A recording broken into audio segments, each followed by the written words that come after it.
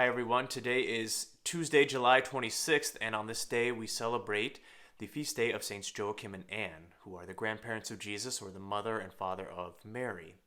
And they are not mentioned in the gospel, but there are different legends and histories that are recorded in other places.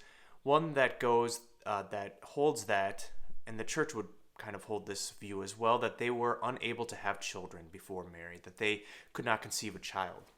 And so they prayed and prayed fervently to God for the grace of a child, and God gives them that grace with Mary. And she's the one who is born without sin, and she bears the Son of God to the world.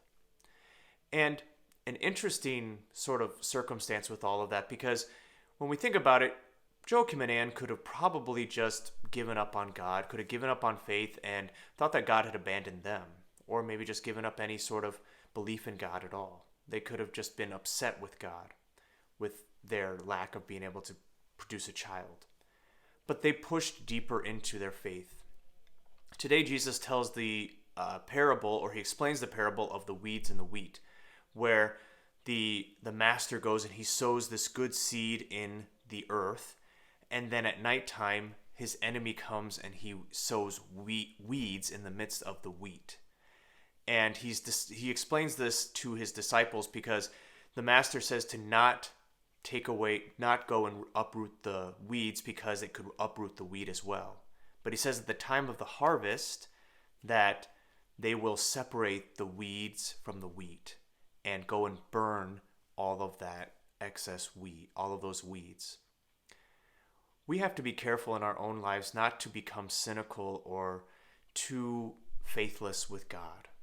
We can be like wheat that changes into weeds, honestly. When we decide that because of this or that, God is not faithful to me, that God doesn't love me.